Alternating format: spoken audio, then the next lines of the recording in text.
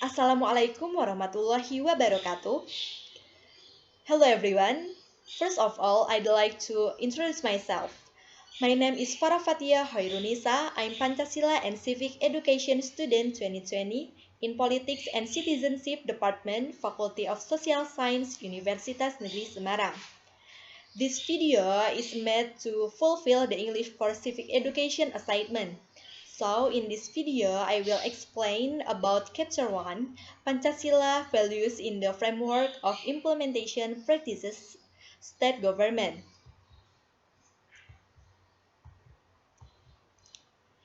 In this chapter, we'll be invited to dive into the administration of state government based on the Constitution of the Republic of Indonesia in 1945. After studying this chapter, is expected to be able to analyze the values of Pancasila within the framework of the practice of organizing the government of the unitary state of the Republic of Indonesia. Government is one of the constituent elements of the establishment of a state apart from the people and territory. The government is tasked with organizing the state government, or in other words, managing the power of the state to achieve the ideals and objectives of the state. The government has the authority to regulate all people and maintain the integrity of the country territory to achieve the prosperity of the people.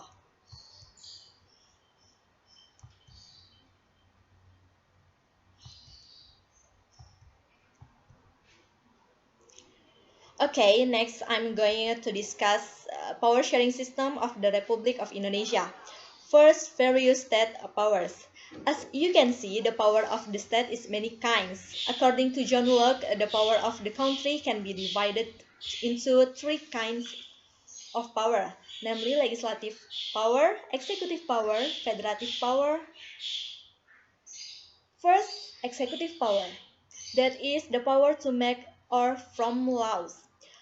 Second, executive power, that is the power to enforce the law, including the power to adjudicate any violation of the law.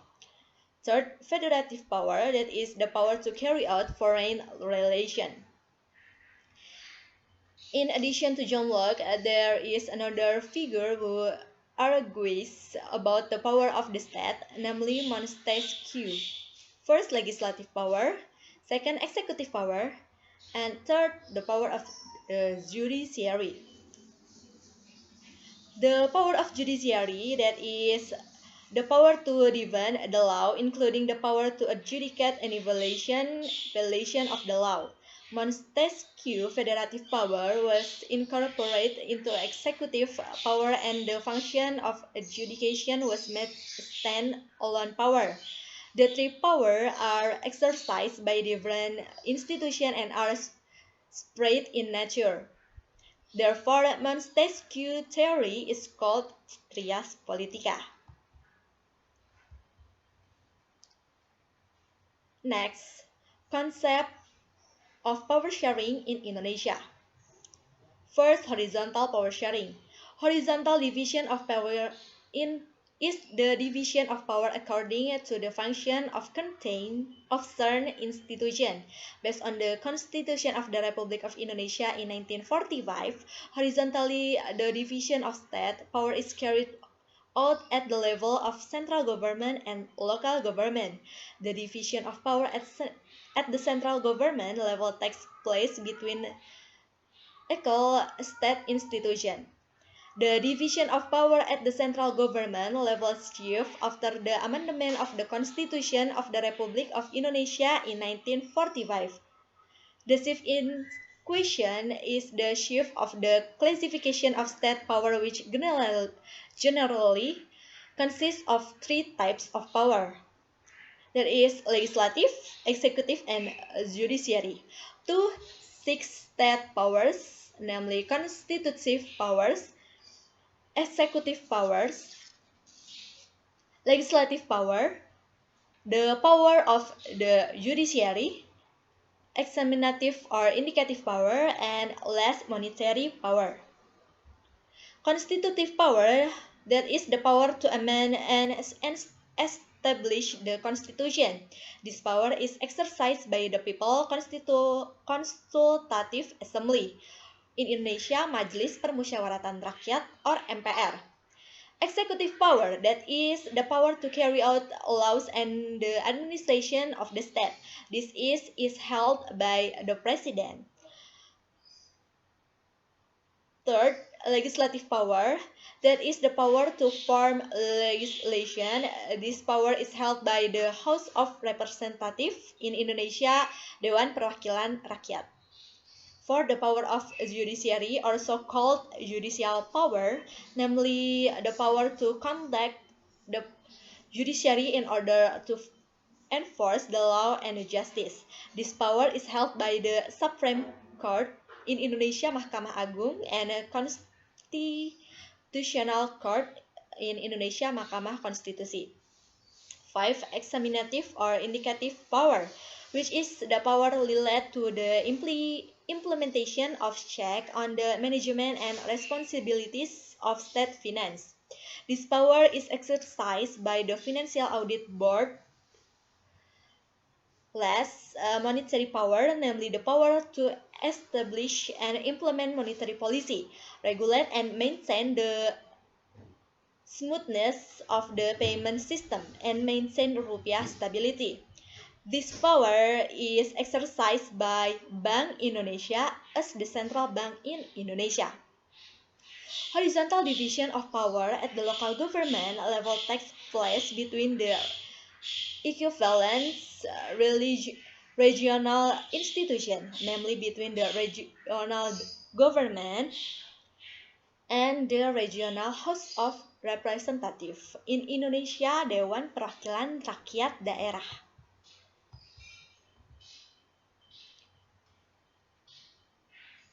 Next, vertical division of power. Vertical division of power is the division of power according to its level, namely the division of power between several levels or government. The vertical division of power in the country of Indonesia takes place between the central government and the local government. In the local government, there is also a vertical division of power determined by the central government. The relationship between the provincial government and the district or city government is intertwined with coordination, coaching, and supervision by the central government in the field of administration and regional affairs.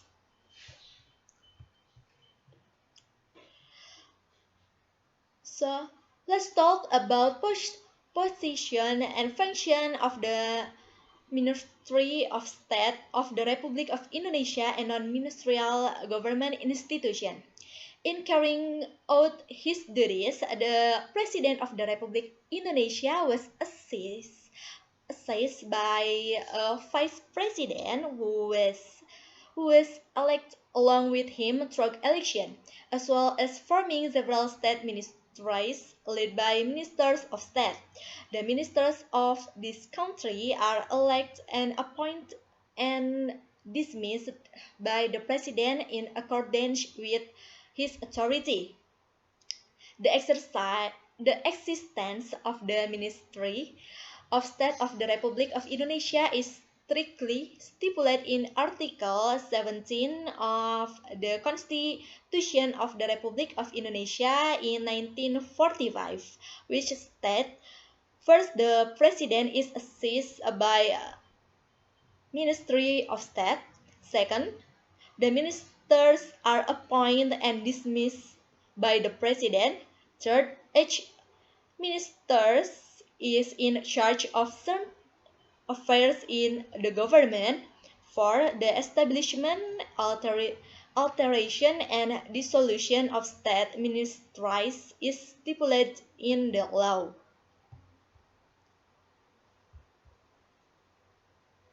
In addition to having a state ministry, the Republic of Indonesia also has a non-ministerial government institution. In Indonesia, lembaga pemerintahan non-kementerian, which was formerly called a non-departmental government institution. Non-ministerial government institutions are state institutions formed to assist the president in carrying out certain government tasks. Non-ministerial government institutions are under the president and are directly responsible to the president through relevant ministerial or ministerial level official.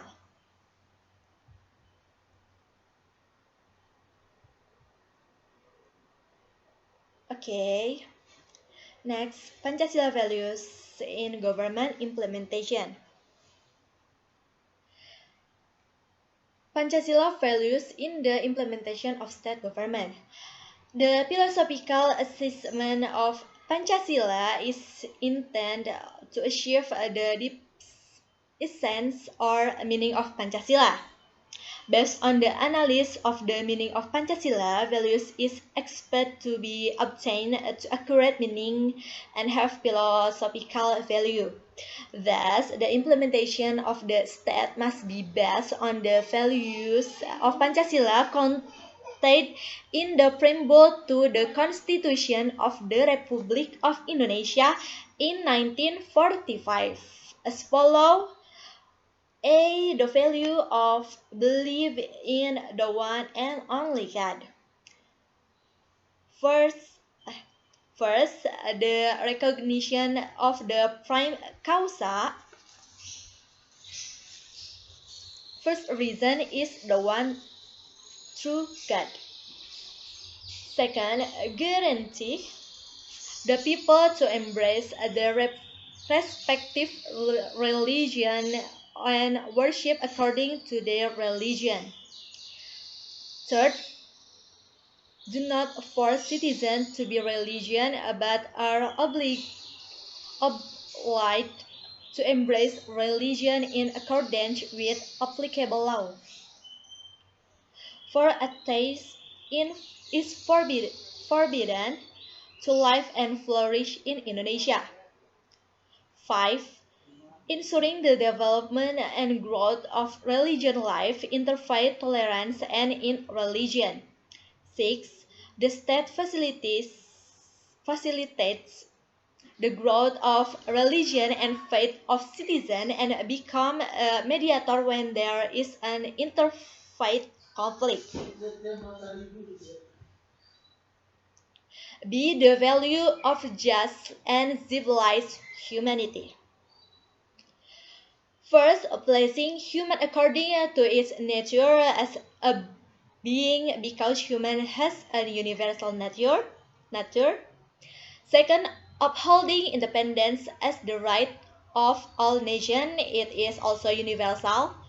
Third, realizing justice and civilization that is not weak. This means that what Indonesia society is aiming for is justice and civilization that is not passive, namely the need for alignment and strong law enforcement in case of irregularities because justice must be realized in public life. C. The value of the unity of Indonesia. 1. Nationalist. 2. Love of the nation and homeland. 3. Rallying unity and unity of the nation. 4. Eliminate the protrusion of strength of power, heredity, and difference in skin color, and less, fostering a sense the same faith.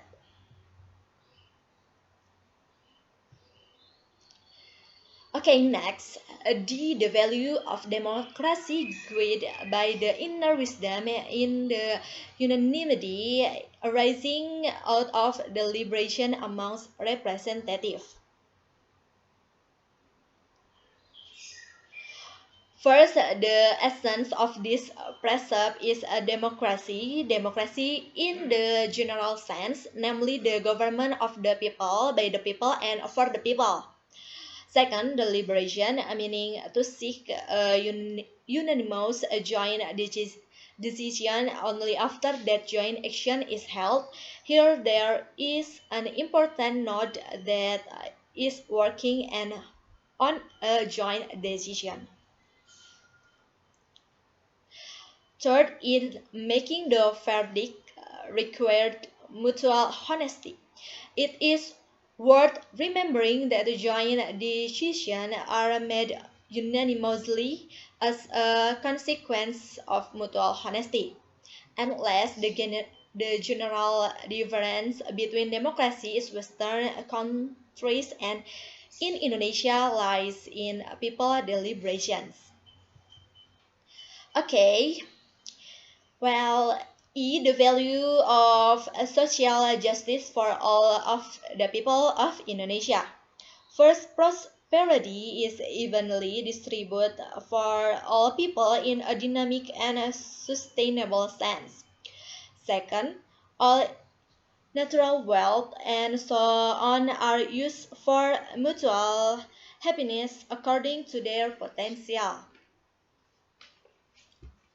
And last, protect the weak so the community can work in accordance with their field.